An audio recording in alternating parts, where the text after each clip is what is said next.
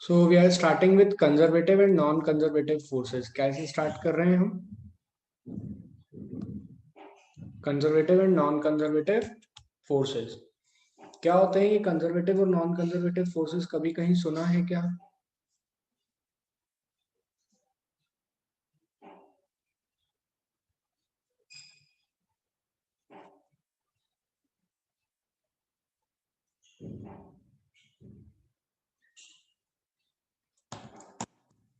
कभी कुछ जानते हो इसके बारे में तो बताओ यार।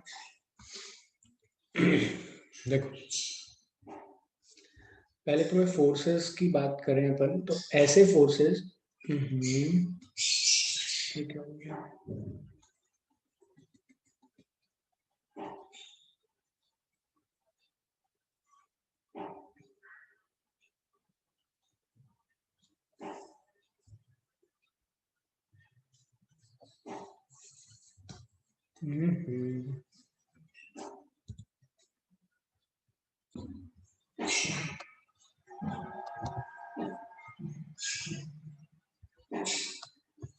ओके, तो अभी हम लोग स्टार्ट कर रहे थे अपना टॉपिक।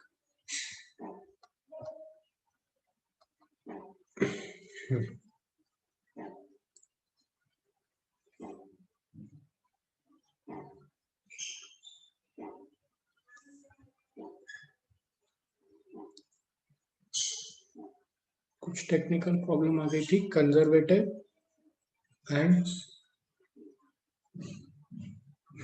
Non conservative forces. चलिए, हमने ग्रेविटेशनल वर्क डन देखा था, है ना? हमने ग्रेविटी के द्वारा वर्क डन देखा था क्या? बोलो यार। जब हमने ग्रेविटी के द्वारा वर्क डन देखा था तो हमने क्या देखा था? हमने देखा था कि ग्रेविटी से जो वर्क डन हो रहा है वो पाथ पर डिपेंड नहीं करता। वो पाथ पर डिपेंड नहीं करता। याद है क्या? हमने एक ऐसी लाइन बनाई थी, एक ये बनाया था, ये दो हाइट के बीच में यहां से यहां ऐसे ऐसे अलग अलग रास्ते से गए थे, ऐसे 3-4 रास्तों से गए थे, बोलो। लेकिन हमारा वर्क डन हमेशा क्या आ रहा था सर? वर्क डन हमेशा हमारा mgh ही आ रहा था। तो कंजर्वेटिव फोर्स की मैं बात करूं तो ऐसे forces, a force is said to be conservative if work done by the force is independent of the path and depends only on the initial and final position. क्या कहा मैंने? Conservative force is a force is said to be conservative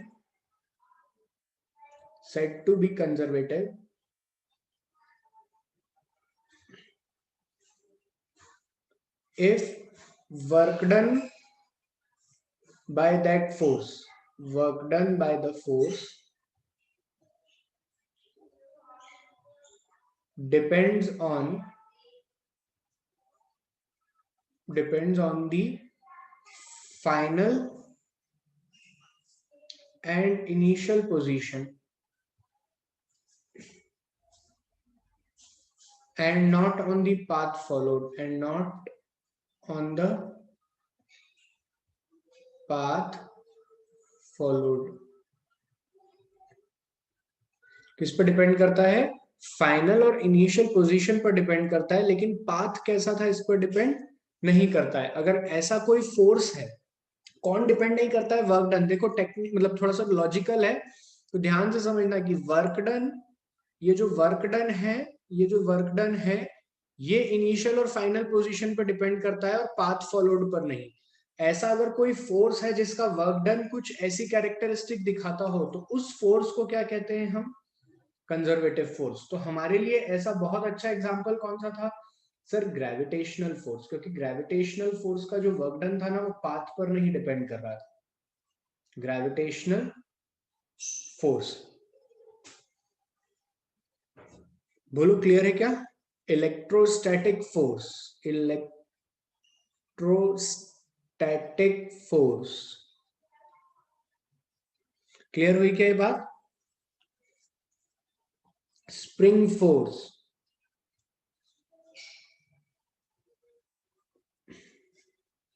समझे इतना सभी लोग? हाँ ना बोलो।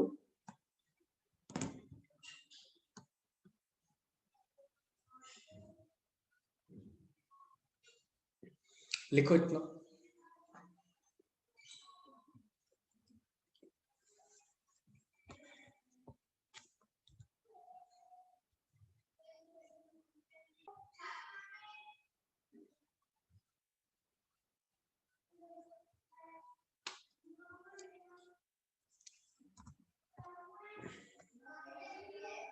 अगर बेटा मेरे पास होती तो मैं शेयर कर देता।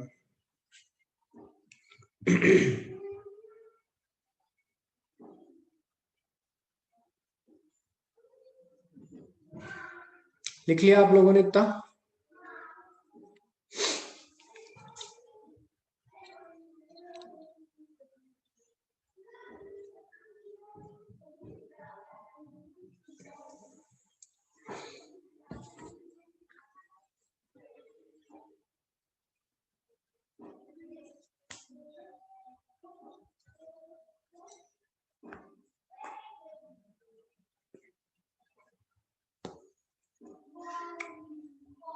चलिए आगे चलते हैं। इधर देखिए,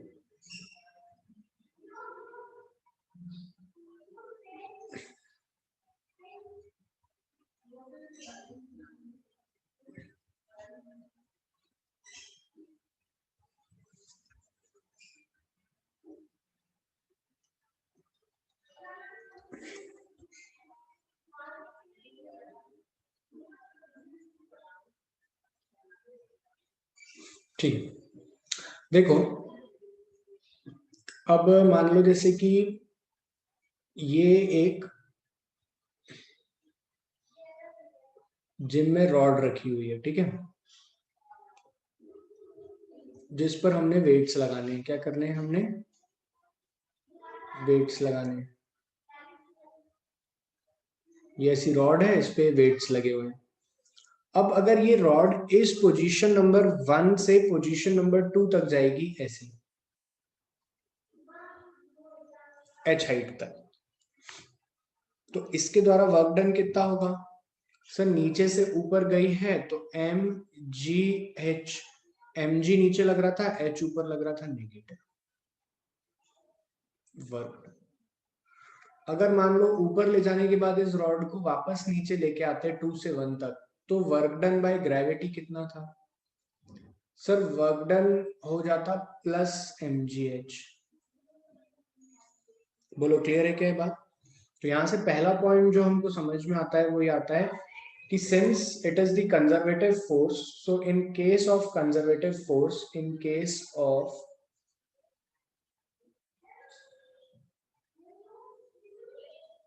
conservative force, work done is completely recoverable, recoverable। Work done कैसा है? Completely, work done is completely recoverable. Clear हुई क्या ये बात? अच्छा, एक और बात देखो, इस पूरी साइकिल में for the complete cycle, for the complete cycle, complete cycle बोले तो क्या मतलब हुआ? 1 to 1, मतलब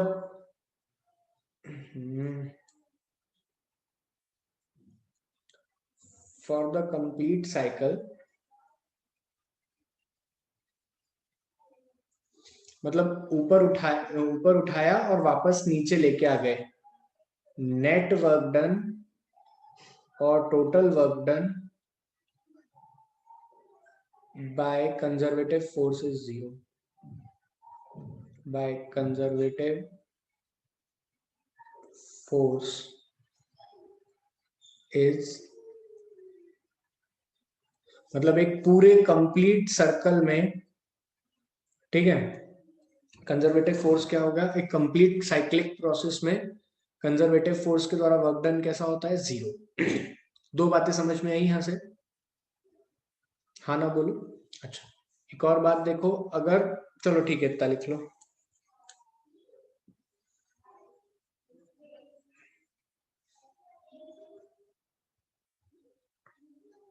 रिकवरेबल मतलब बेटा देख, रिकवरेबल का मतलब ये हुआ कि mgh तुमने लगाया था, ठीक है, और इन रिटर्न तुम्हें प्लस mgh मिल गया,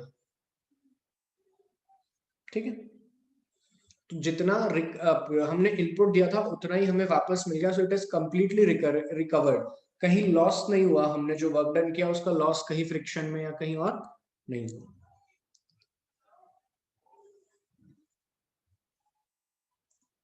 नोट करके लिख लीजिए इस बात को।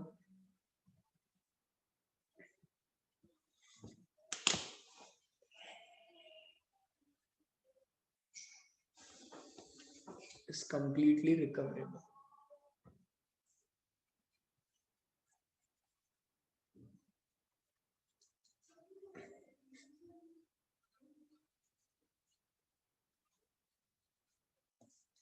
चलिए आगे चले,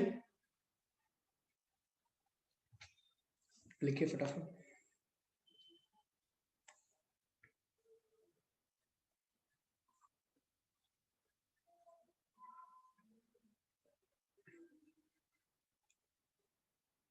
और वर्क डन टोटल, और वर्क डन टोटल, और टोटल वर्क डन।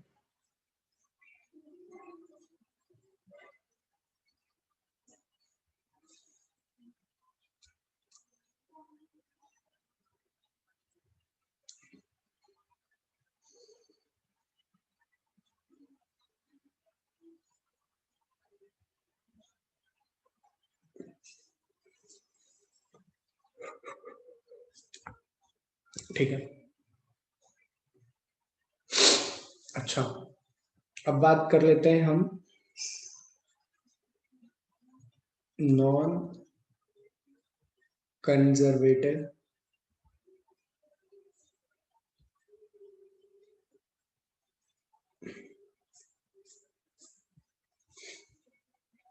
फोर्सेस। बिल्कुल, forces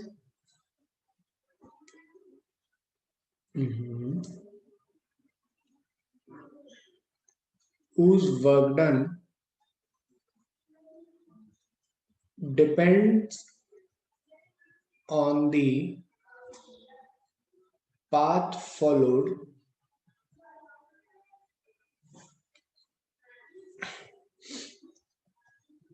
irrespective of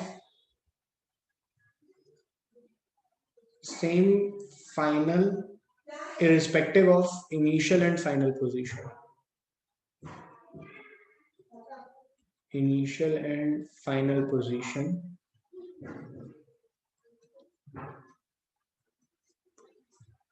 such forces are known as non conservative forces. Clear बात था, ऐसे फोर्सेस को क्या कहते हैं, non conservative forces.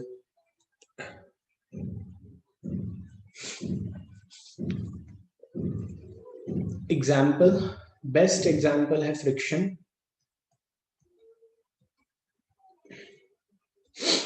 Air resistance,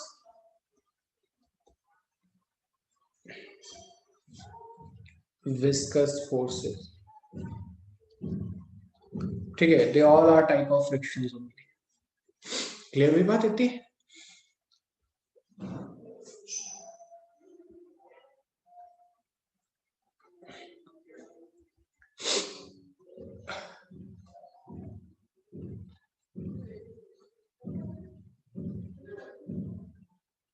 हाँ, they depends on the path followed and not on the,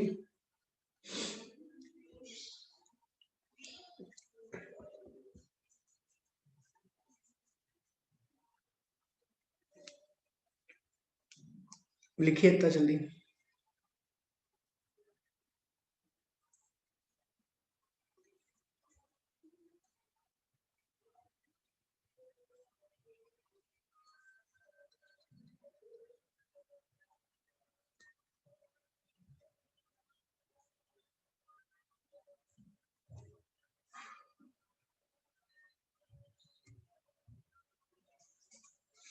liquids में आता है बेटा, ये पढ़ाऊंगा मैं, अभी याद रखो मैं पढ़ाऊंगा।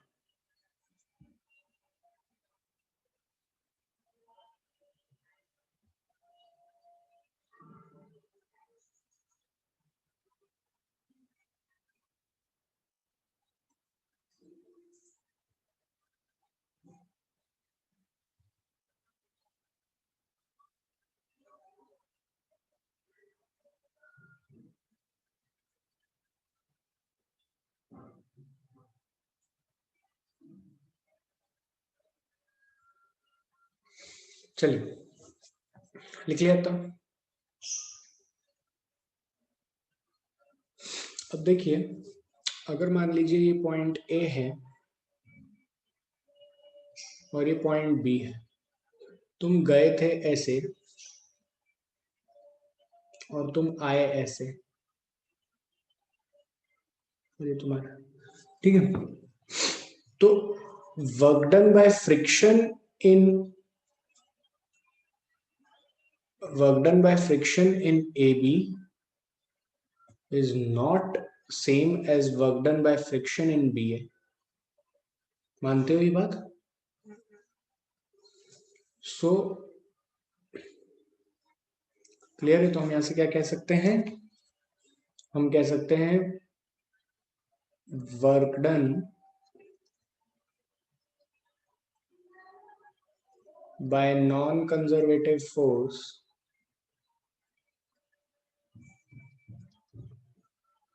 is not recoverable।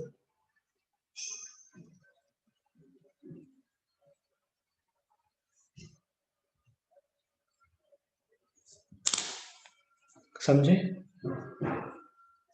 अच्छा, मान लो ये पाथ की लंबाई थी 3 मीटर और इसकी थी 2 metre.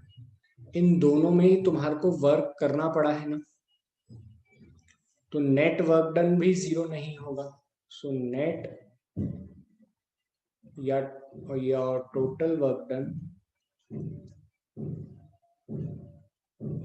in a round trip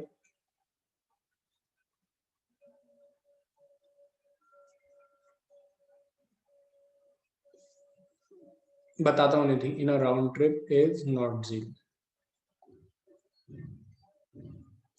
1 और 2 पॉइंट समझ में आए?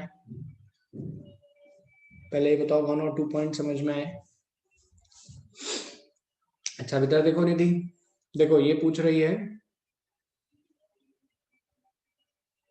ये एक आदमी है, ये ऐसा चल के जा रहा है, ठीक है। Work done in friction between A to B हुआ होगा, ठीक है। मान लो -5 जूल का वर्क डन बाय फ्रिक्शन हुआ ए टू बी में। अब जब ये रिटर्न आ रहा होगा तो भी -5 जूल का ही वर्क डन होगा बी टू ए में। बोलो, पाथ वही है, चलाने वाला फोर्स वही है, लेकिन नेचर इज अपोजिट। तो टोटल वर्क डन कितना हो जाएगा? Net work done is -10 joule. 0 कैसे? प्लस होता तो 0 होता ना मेरे भाई, नेट में तो जोड़ते हैं। समझे? क्लियर है बात?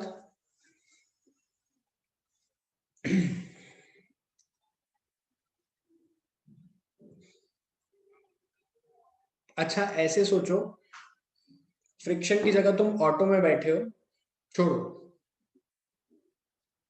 दोनों सरफेस सेम है, सब कुछ सेम है। मैं तुम्हें समझाता हूं, ऐसे समझो, ऐसे समझो मेरी बात। तुम ऑटो में बैठे हो, ऑटो में ट्रेवल करने का ए से बी तक 10 रुपए लगता है। रिकवरेबल का मतलब होता है जितना दिया उतना मिल जाना चाहिए। यहाँ पे तुमने 10 रुपए दिए ए से बी के, तो बी से ए आने के भी तो 10 रुपए दोगे ना, तो टोटल खर्चा कितने का हुआ? 20 रुपए का।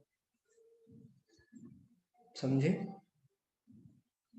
कि नहीं? हुआ ना? सिमिलरली जो तुम्हारे पास एनर्जी थी उसमें से एक बार अगर जाते टाइम 5 जूल का लॉस हुआ है, तो आते टाइम भी तो 5 जूल का लॉस हुआ होगा ना। So total loss is of 10 joule. अब यहाँ पे तो क्या हुआ था यार, संयम तुम पागल हो एकदम। यहाँ पे तो क्या हुआ था कि -5 जूल का लॉस, ये -mgh का अगर हमें लॉस हुआ, मान लो ग्रेविटी के वर्क डन को लॉस हुआ -mgh का, तो यहाँ पे उसे +mgh का फायदा भी हो गया। So total work done come out to be 0, net work done come out to be 0। लेकिन यहाँ पे तो दोनों केस में वी हैव अ लॉस, या हमें दोनों जगह पर पैसे देना ही पड़े। तो ये कंजर्वेटिव कहाँ से हुआ? नॉन कंजर्वेटिव हुआ ना। कंजर्वेटिव का तो क्या कहना था? कंजर्वेटिव का क्या कहना था कि नेट वर्क डन 0 हो जाना चाहिए एक पूरी राउंड ट्रिप में। राउंड ट्रिप में मतलब ए से बी में। अच्छा मेहुल, तुम क्लासेस अटेंड नहीं कर रहे हो मतलब? Friction act opposite. ए से बी तक तुम्हारा डिस्प्लेसमेंट एस हुआ, तो एफ इंटू एस नेगेटिव होता है ना, 180 डिग्री।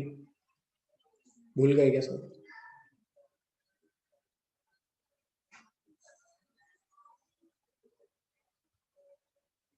Got it? नोट करके लिखो इसको फटाफट।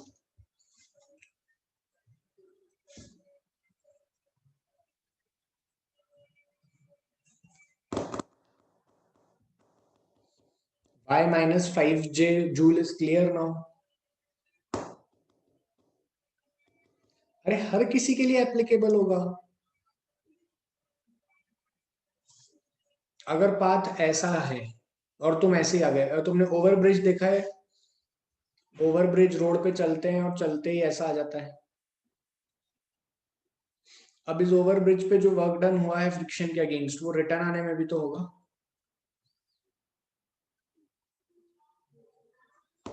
तो work done bye non conservative force तो एड अप हो रहा है ना, इट इज नॉट 0। चलिए आगे चले हैं। Done everyone?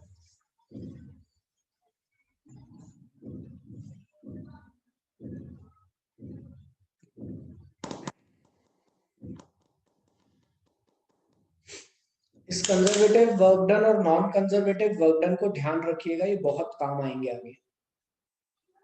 ठीक है बच्चों, ये कंजर्वेटिव और नॉन कंजर्वेटिव को याद रखिएगा, ये बहुत काम आएंगे आगे। अभी हम लोग स्टार्ट कर रहे हैं एनर्जी।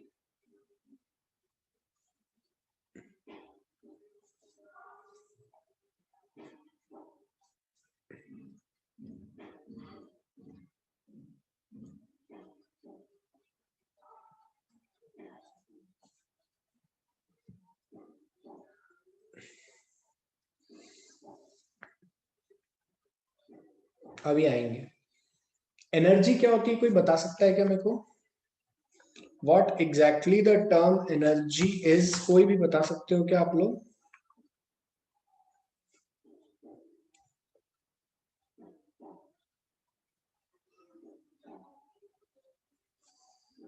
लिखिए। A body is said to possess the energy if it has a capacity to do what? A body is said to possess a energy if it has a capacity to do what? Capacity to do work। अगर कार्य करने की क्षमता है, कार्य करने की क्षमता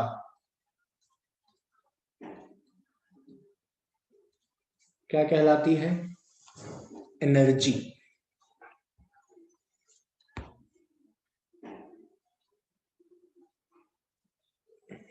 अच्छा,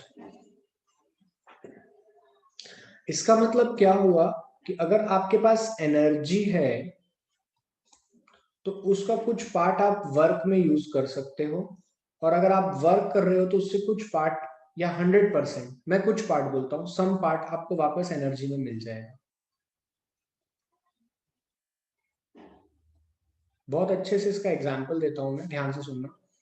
पहले ऊपर वाले का लेते हैं एग्जाम्पल। मान लीजिए ये एक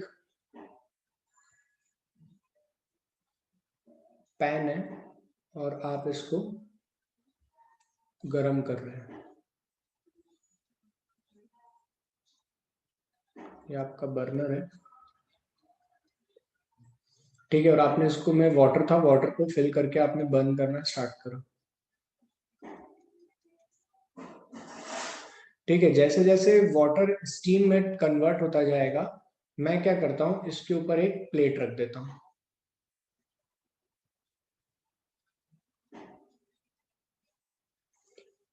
अब क्या होगा, वेपर्स बनेंगी, और वेपर्स क्या करेंगी, इस प्लेट को या तो आगे हटा देंगी या नीचे गिरा देंगी। तो ऐसा करने में energy is converted into heat, energy is converted into heat, energy ने कुछ काम किया, इज कन्वर्टेड इनटू वर्क। हालांकि जितनी हीट दी थी उतना ही वर्क नहीं हो पाया होगा, कुछ अमाउंट ऑफ हीट बर्तन को गर्म करने में लग गई होगी, कुछ इधर सराउंडिंग में चली गई होगी। लेकिन हमें पता है कि अगर एनर्जी होती है तो कुछ अमाउंट ऑफ वर्क हो ही जाता है। क्या ये बात समझ में आती है क्या? Presence of energy shows that work can be done. ऐसा मैंने एक फॉर्म बताया। ऐसे आप अलग अलग फॉर्म ऑफ एनर्जी से अलग अलग वर्क लिख सकते हो, ठीक है।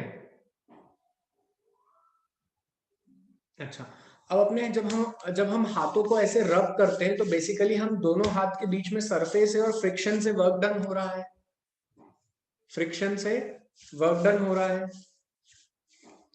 अगर फ्रिक्शन से वर्क डन ऐसे ऐसे हो रहा है तो क्या मैं ऐसा लिख सकता हूं कि तो इससे हमारे हाथों में हीट जनरेट होती है। अब जितना हमने वर्क किया उतनी हीट तो नहीं मिली होगी, लेकिन हाँ फिर भी मिली है, तो some part of work is converted into heat. और एक और एग्जांपल अगर आप लोगों ने कभी देखा हो, तो जो टायर होते हैं उन पे ब्रेक लगा रहते हैं, या ब्रेक भी छोड़ो चलो, ये जब टायर रोल होता है और चलता है, अगर आप लोग कभी एकदम से आपकी कार 50-60 की स्पीड पे चलाओ और तो ब्रेक लगाओ, उसके बाद में फिर आप टायर को टच करोगे तो they are little bit hot, उनका टेम्परेचर थोड़ा ज्यादा हो जाता है। तो क्या हुआ, फ्रिक्शन का जो वर्क डन था, फ्रिक्शन फोर्स के कारण जो वर्क डन जनरेट हुआ, उससे क्या मिल गया हमको, हीट। तो हम यहां से एक नोट लिख के कह सकते हैं, work and heat are work and heat are mutually convertible. समझे?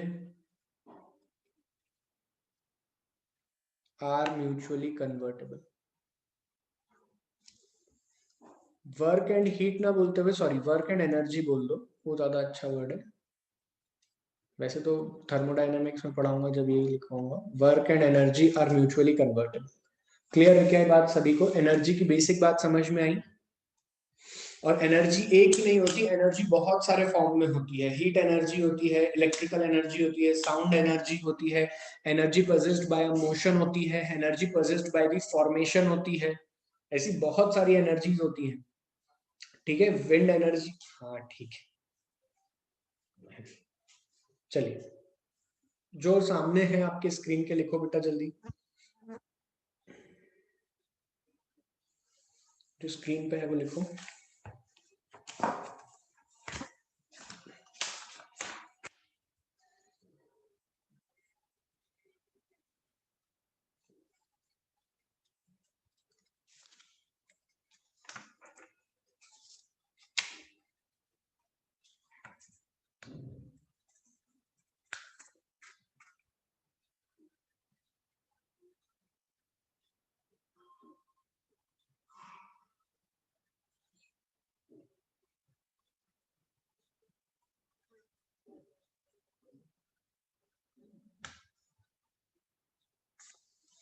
डन।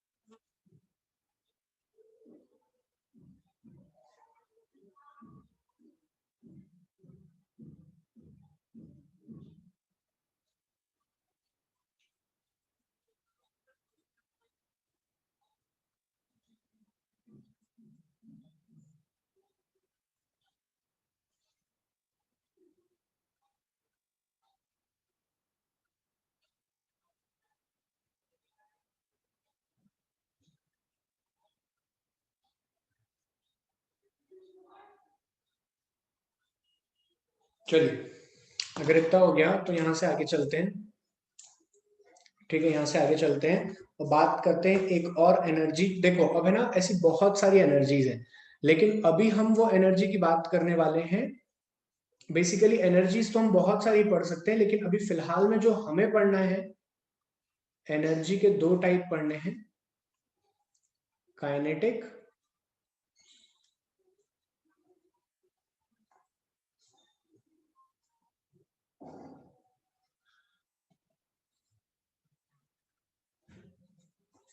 And potential energy. ठीक है, काइनेटिक एनर्जी क्या होता है, कोई जानता है क्या?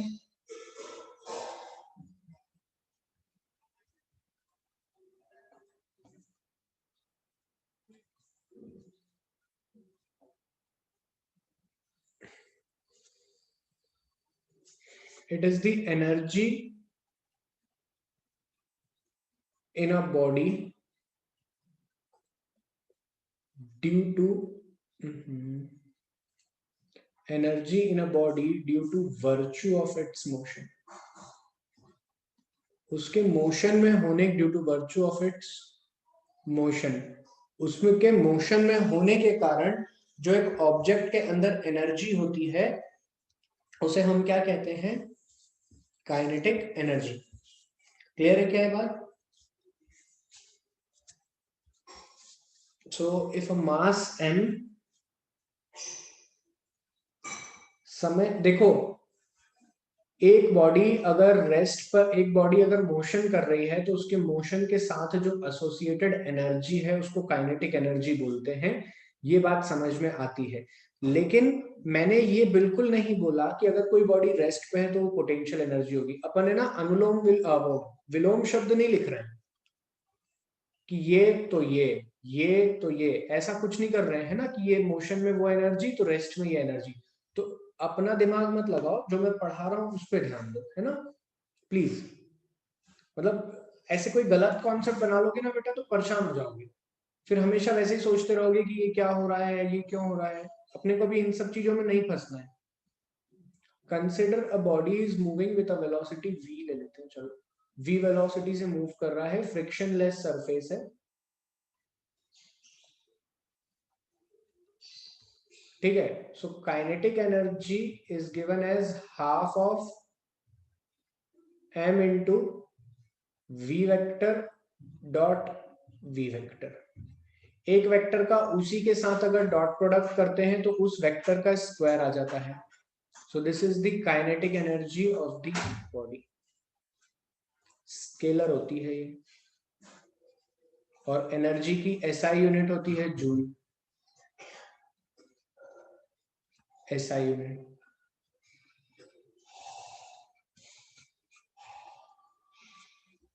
क्लियर है क्या सभी को ये बात?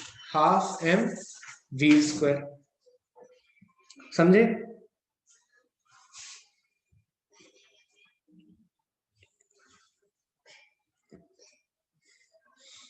बेसिकली ना, वही तो बोला बेटा मैंने कि half m v square v dot v होता है, बिल्कुल।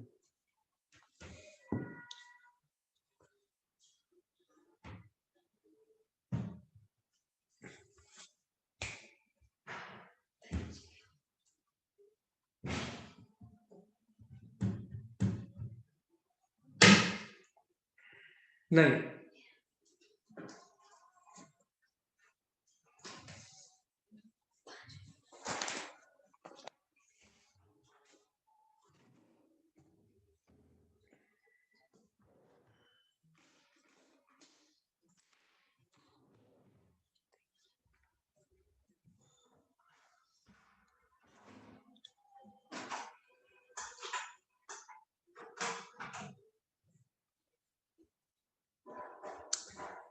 ठीक है। अब यहाँ पे कुछ बातें हमें समझना होगी कि ये जो काइनेटिक एनर्जी का एक्सप्रेशन है ना, ये फोर्स मान लो जैसे कि, अच्छा चलो इधर समझो, नेक्स्ट पेज पे मान लो जैसे कि तुम्हारी एक बॉडी है,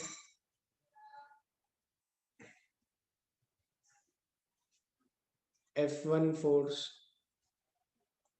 F2, F3, तो F1 प्लस F2 प्लस F3 vector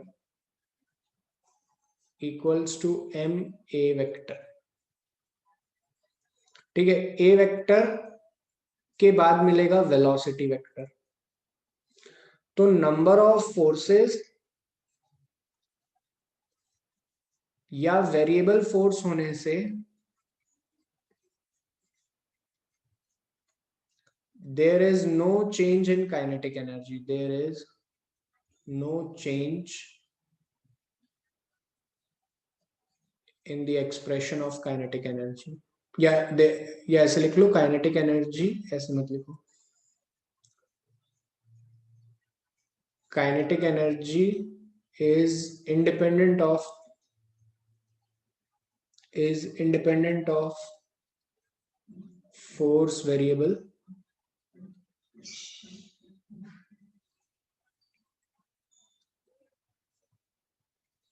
both in magnitude and direction। समझे? क्लियर है? समझ में आया लॉजिक?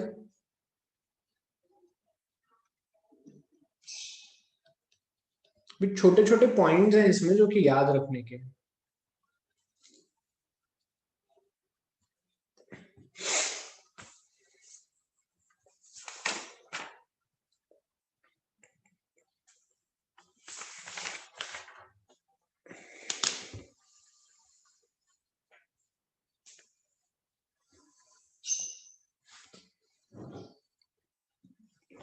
बेटा मैंने सिर्फ इतना कहा कि जैसे नेट फोर्सेस से हमें नेट एक्सेलरेशन मिल गया, ठीक है कृष्णा, इसके डेरिवेशन की नीड नहीं है अभी, और होगी तो मैं आगे कहीं लगेगा तो मैं करवा दूंगा, है ना? हाँ, तो अगर जो नेट फोर्सेस आए हैं, इस नेट फोर्सेस से एक्सेलरेशन डिसाइड हो गया, मान लो एक्सेलरेशन इधर आ रहा है, तो इनिशियली रेस्ट पे है तो वेलोसिटी भी इस डायरेक्शन में आएगी, अब वेलोसिटी भी इस डायरेक्शन में आएगी, तो it depends on this velocity basically.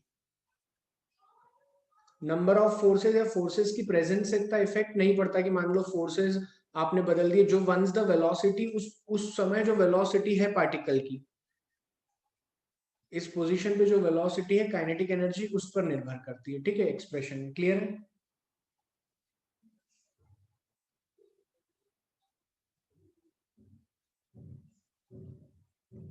चलिए इससे और आगे एक और बात लिखते हैं। एक मोमेंटम का फॉर्मूला होता है m×v। बोलो, मोमेंटम पढ़ा है ना मुझसे? नोट लिख लेना, इस पे क्वेश्चन भी आते हैं खूब, नीट वीट में पूछ लेते हैं। हाँ, kinetic energy depends on the velocity, बिल्कुल, m×v, and kinetic energy is equals to half mv²। तो mv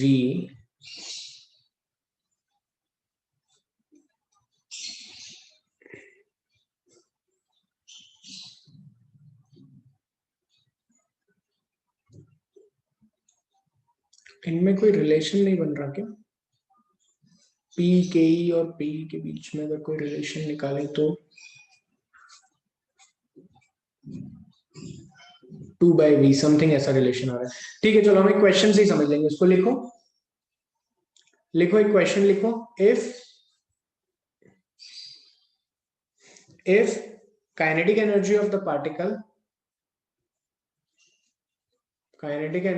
particle increased by 400%, then percentage change in momentum will be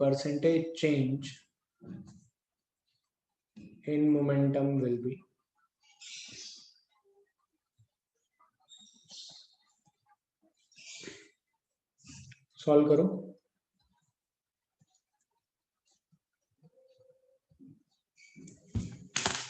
और क्वेश्चन देखते हैं।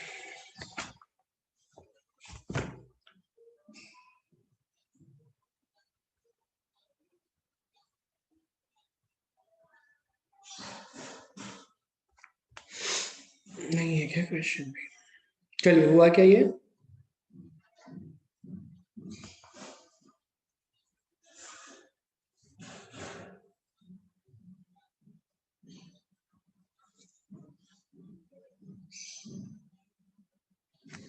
अभी रुक जाओ।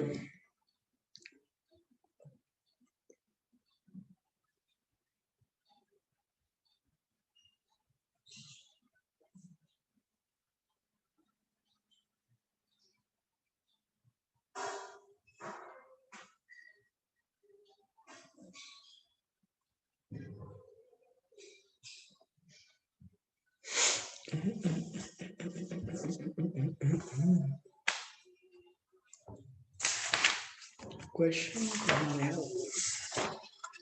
चलिए, इसका आंसर आया क्या?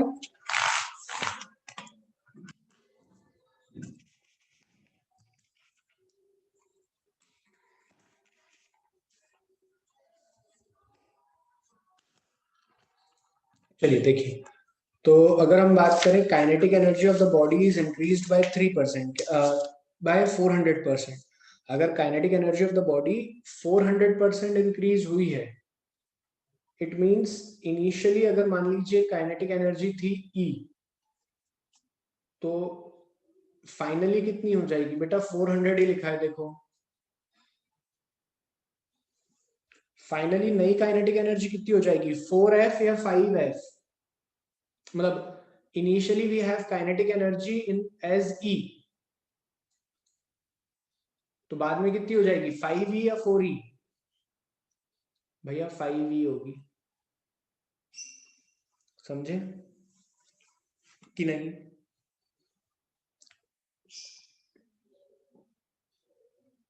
नहीं समझे? अरे ई फाइनल, ई देखो, परसेंटेज चेंज क्या होता है ये भी बता देता हूं मैं।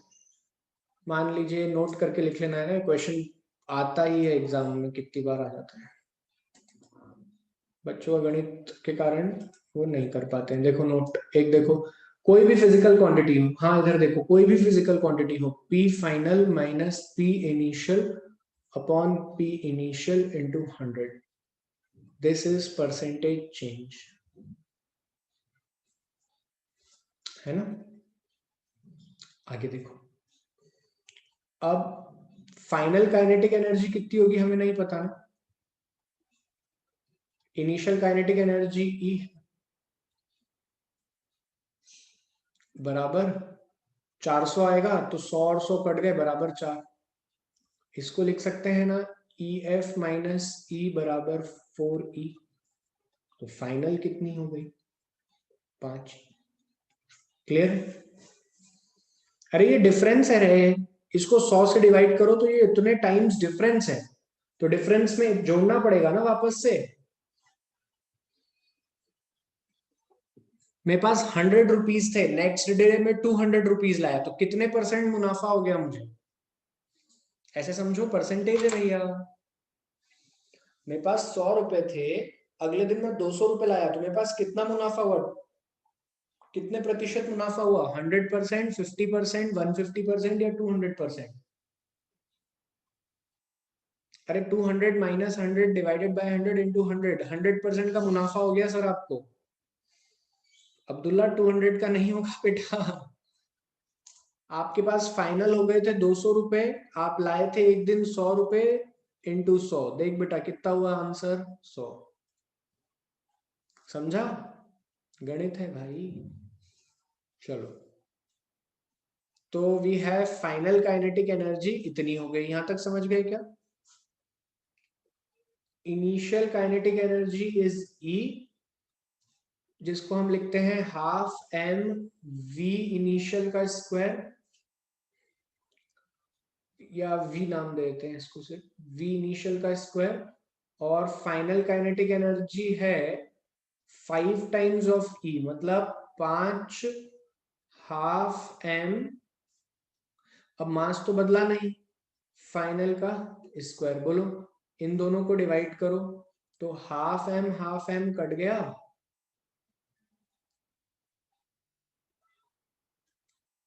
है ना? हाफ एम और हाफ एम कट गया, तो यहां से क्या आ रहा है? यहां से आ रहा है ई इनिशियल बाय ई फाइनल बराबर 1/5 VF²। कुछ गलत लिखा क्या? वी, हाँ यहाँ वी है।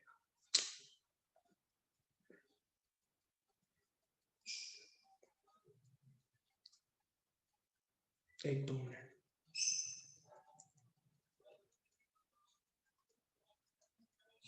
ई फाइनल ½ M V फाइनल का स्क्वायर, इन दोनों को डिवाइड कर दो।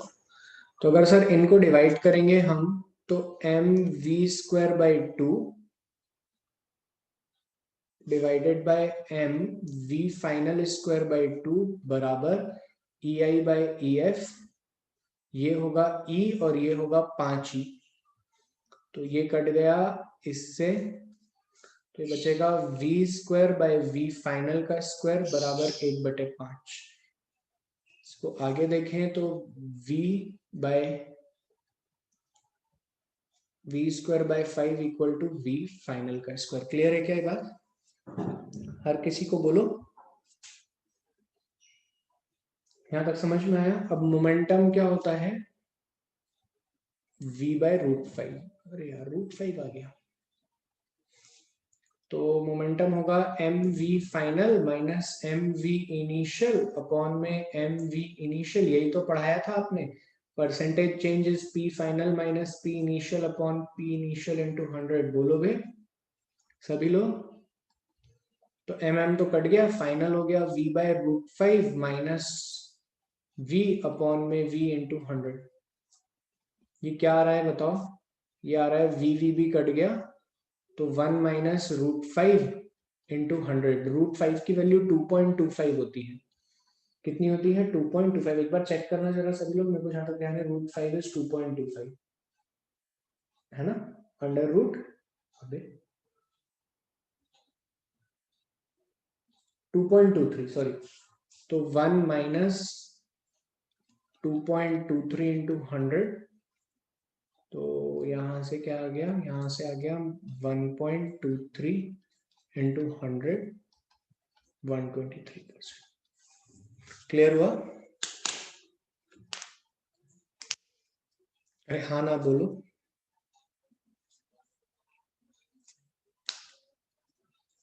√5 भी क्या कुछ गलत लिखा क्या मैंने? ऐसे क्यों बोल रहे हो? देखने दो। अच्छा, ये 5 का मल्टीप्लाई होगा, सॉरी नेगेटिव। 2 मिनट, एक छोटा सा करेक्शन। 5 √5 कहाँ ध्यान है मेरा? तो यहाँ पे भी करेक्शन आएगा।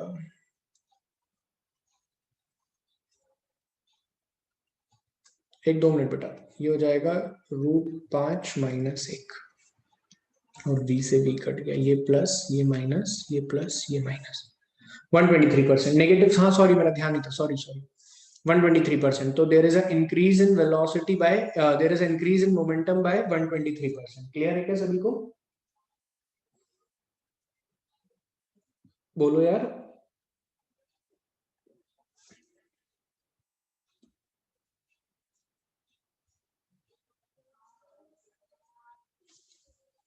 चलिए एक क्वेश्चन कीजिए, इसको लिखिए मत, मतलब ये न्यूमेरिकल है। एक क्वेश्चन आप लोग भी कर लोगे तो ही बन जाएगा, है ना? लिखें। If the kinetic energy is increased bye, if the kinetic energy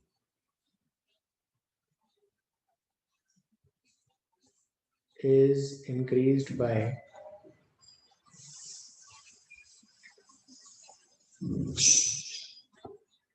200%, ले लेते हैं 200%। 200 क्यों? 25%। 25 प्राण तो नहीं ले लेना। फाइंड दी 25, मतलब तुम्हारे लिए दिक्कत हो जाएगी। तुम लोग ले लो 300%।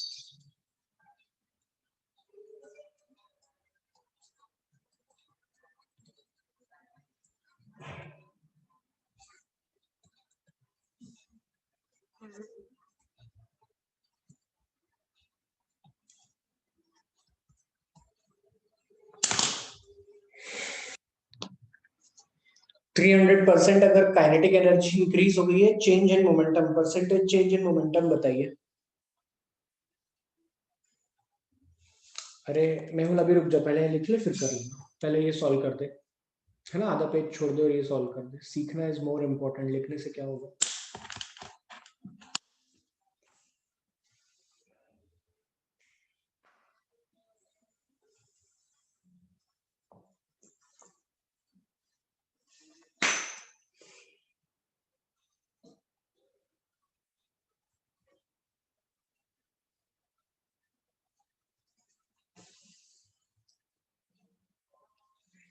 सही है, बिल्कुल सही है, फॉर्म में सही है। बाकी लोग बताओ जल्दी बेटा।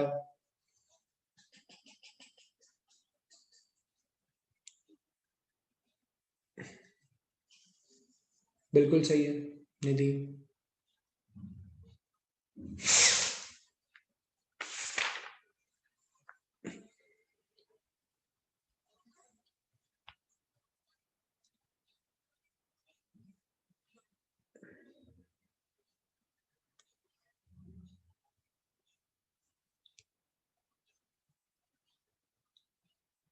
चलिए देखते हैं, सॉल्व करें। So if the initial kinetic energy is E and final kinetic energy is EF, हमारे को देखना है तो फाइनल काइनेटिक एनर्जी कितनी हो जाएगी, 4 टाइम्स ऑफ E। तो E अपॉन में 4E equals to mv² by 2 whole divided by mv final square by 2। तो we get 1/4 equals to v by v final to the power 1/2। तो ये हो गया 1/2 equals to v by v final. तो यहां से आ रहा है v final is 2 times of v। तो mv final minus mv initial whole divided by mv initial into 100। This is the percentage change in momentum.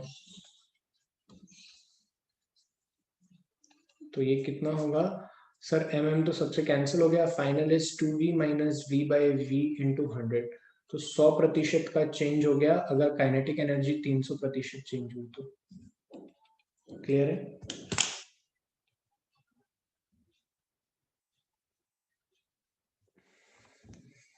सभी समझ गए इतना?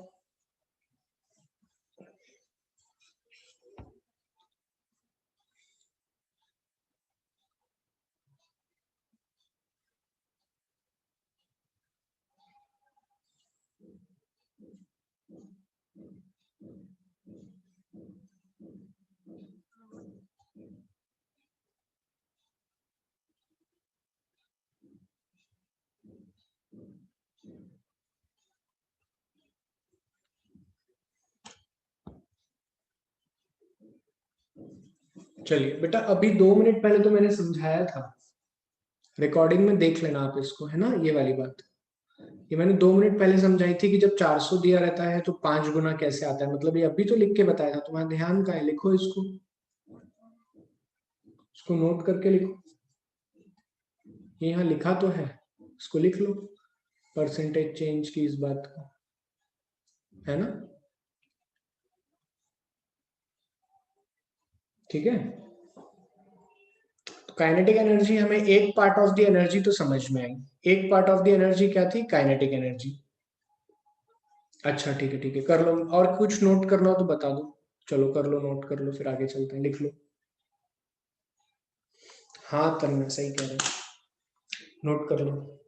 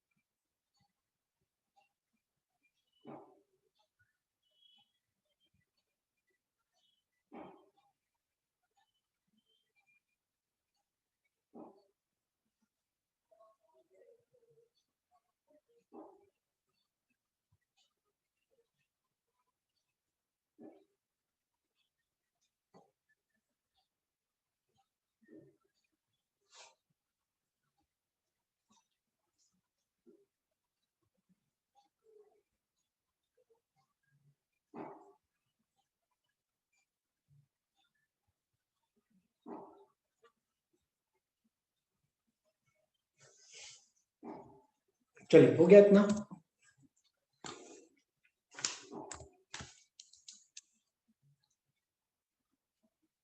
ये भी लिखना है। हाँ बेटा बिल्कुल।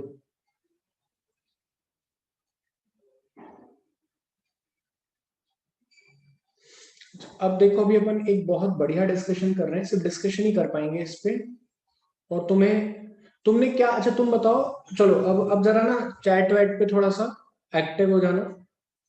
सभी लोग को जवाब देना है इस पे। पोटेंशियल एनर्जी से क्या समझते हो? पोटेंशियल एनर्जी, मैंने कहा पोटेंशियल एनर्जी क्या समझते हो इसका मतलब? जैसे तुमने कहा था kinetic energy, energy with motion, half m v square. Potential energy मतलब?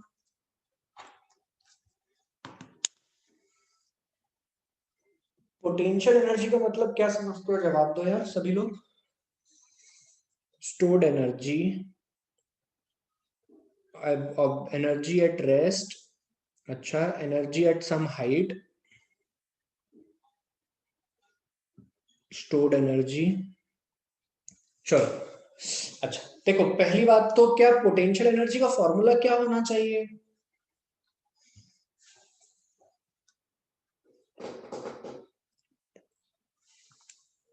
mgh, बहुत बढ़िया। पहली बात तो एनर्जी एट अ हाइट और mgh दोनों कॉन्सेप्ट पोटेंशियल एनर्जी के नहीं है, वो ग्रेविटेशनल पोटेंशियल एनर्जी के हैं। मैंने सिर्फ बात करी है वर्ड पोटेंशियल एनर्जी की, ठीक है। आप लोगों ने जो अभी तक कक्षा 9वीं में पढ़ा था, आपने पढ़ा था potential energy of the body mgh। Actual में आप बोलते हो उसको पोटेंशियल एनर्जी, वो पोटेंशियल एनर्जी नहीं होती, वो पोटेंशियल एनर्जी का एक टाइप है जिसका नाम है ग्रेविटेशनल पोटेंशियल एनर्जी। समझे? तो आप लोग जो बोल रहे हो कि हाइट वाली बात है, वो सिर्फ आप एक ही पोटेंशियल एनर्जी की बात कर रहे हो, ग्रेविटेशनल पोटेंशियल एनर्जी की। मैं तो जनरल टर्म पूछ रहा हूं कि पोटेंशियल एनर्जी क्या होती है।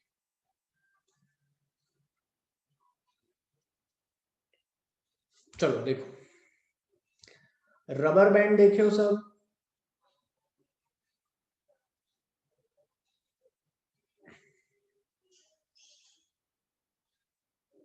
बताओ नालायक। रबर बैंड देखे हो सब? बिल्कुल सही आशी। मैंने इस रबर बैंड को खींचा, दोनों तरफ से फोर्स लगाया एफ, इधर से भी लगाया है एफ, तो ये रबर बैंड कुछ ऐसे शेप का हो गया।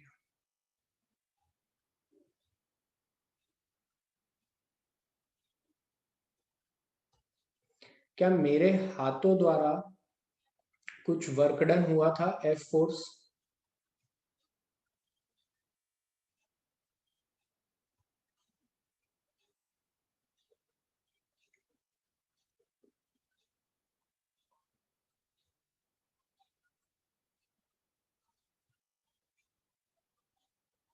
अच्छा, तो जो वर्क डन हुआ एफ इंटू एक्स का, या जो भी वर्क डन हुआ, वो वर्क डन कहां गया? वो वर्क डन कहां गया? गायब हो गया। मैंने ऐसे पकड़ के खींच के रखा हुआ है, अभी सिर्फ यहीं रुके हम इसी स्टेज पे, तो वर्क डन गया कहां? सोचो ना यार थोड़ा। सर वो वर्क डन बॉडी के अंदर स्टोर हो गया है, stored in the body.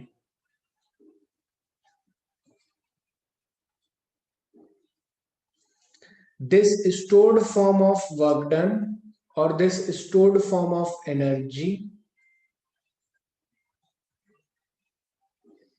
is known as potential energy। मतलब सर हम ये कहेंगे आज से कि किसी भी सिस्टम के निर्माण में होने वाली एनर्जी, किसी भी सिस्टम को बनाने में लगने वाला वर्क डन बॉडी के अंदर स्टोर हो जाता है in the form of potential energy. Clear है? तभी तो बेटा तुम जैसे ही हाथ हटाते हो, ये वर्क डन अपना ओरिजिनल शेप वापस, ये रबर बैंड अपना वापस से यही शेप ले लेता है जिस शेप पे ये पहले था। तो ऐसा करने के लिए इसके पास एनर्जी कहां से आती है? ऐसा करने के लिए इसको एनर्जी कहां से आती है, अभी हमने पढ़ा ना, एनर्जी होगी तो ही वर्क डन हो पाएगा। तो ये जो प्लस एक्स और इधर प्लस एक्स हो गया था, ये वापस कैसे कम हुआ? It is the stored form of energy which is known as potential energy. So किसी भी सिस्टम के, अब देखो इधर देखो, इधर देखो, अपन एक चार्ज पार्टिकल लेते हैं, ठीक है, ये एक पॉजिटिव चार्ज है, और कहीं बहुत दूर से चंद्रमा से हम एक छोटा सा चार्ज उठाकर लेके आ रहे हैं। यहां तक तो हमें पता नहीं लगा, लेकिन जैसे ही इस पॉजिटिव चार्ज के पास लेके आए ना, हमको मेहनत लगने लगी। पहले आप लेके आ रहे थे, फिर आपके भाई बहन को भी बुलाना पड़ा आपको कि तुम भी आ जाओ यार, इसके पास लेके चलना है, यार तुम भी आ जाओ, इसके पास लेके चलना है, प्लीज आ जाओ ना यार, प्लीज मेरी मदद कर दो। तो तुम यहां तक लेकर आए ना इस चार्ज को, इस छोटे से प्लस क्यू चार्ज को, इसको कैपिटल क्यू ले लेते हैं, ठीक है। तो यहां तक लेकर आए, अब जैसे ही हाथ हटाओगे क्या होगा? पहले तो जो तुम यहां तक लेकर के आए उसमें तुमने ये इतना सारा वर्क डन किया, ये इस सिस्टम के अंदर स्टोर हो गया है।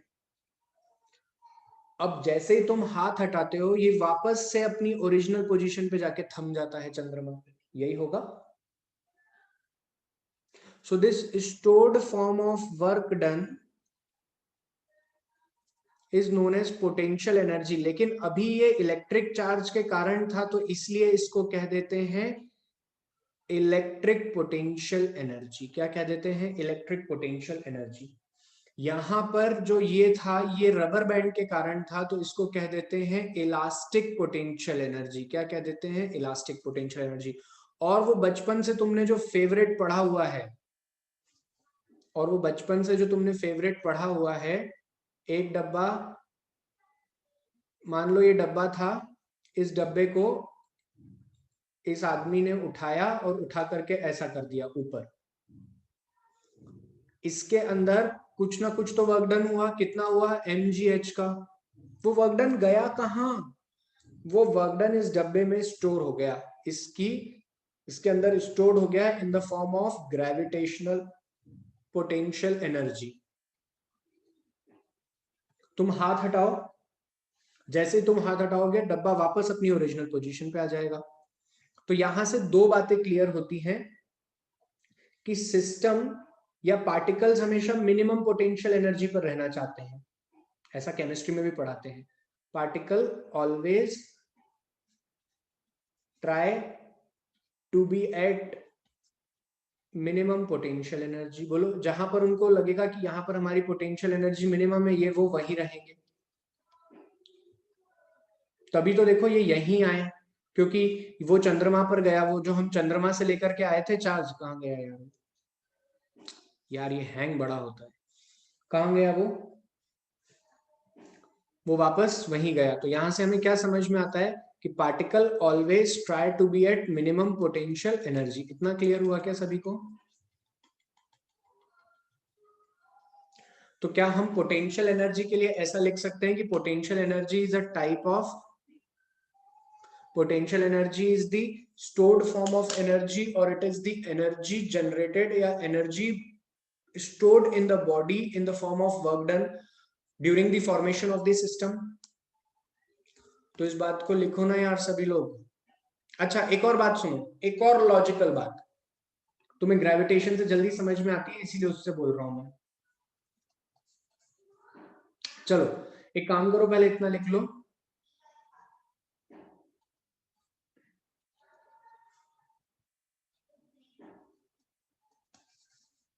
पहले इतना लिखो, मैं डिक्टेट कर रहा हूं, लिखो पहले सब लोग, टाइम भी हो गया है, अभी नहीं कर पाएंगे हम।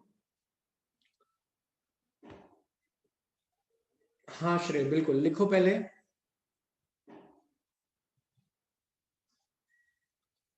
Potential energy is the energy which is possessed by a body due to its formation or configuration, due to its formation or configuration।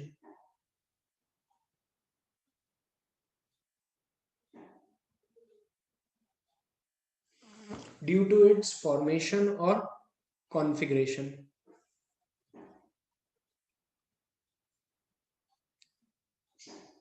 It is the energy possessed, हाँ ठीक है लिख लेना पोटेंशियल, ठीक है।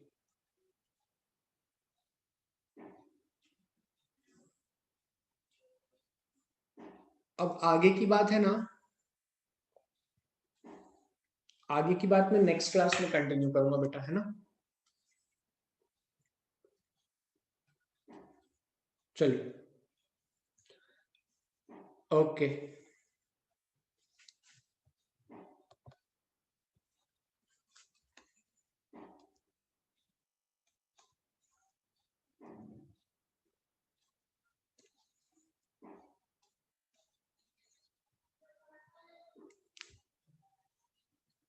हाँ आप चाहो तो एक बार स्क्रीनशॉट ले लो, मैं सब लिखवाऊंगा फिर से कल की क्लास में, नेक्स्ट क्लास में। सो this is all for today's class. आज की क्लास में हमने काइनेटिक एनर्जी देखा, पोटेंशियल एनर्जी सिर्फ समझा है अभी, और इसकी डिटेल में बहुत सारी बातें करनी है। मैं फिर से तीनों एग्जांपल बता दूंगा। किसी भी सिस्टम के फॉर्मेशन में जो वर्क डन किया जाता है, वो वर्क डन बॉडी के अंदर स्टोर्ड हो जाता है in the form of energy known as potential energy. ठीक है, और कुछ कॉन्सेप्ट हमने समझे हैं, कल इनको स्टेटमेंट वाइज पेन डाउन करेंगे, अभी लिखने की जरूरत नहीं। Okay, so this is all for today's class. Good night to everyone.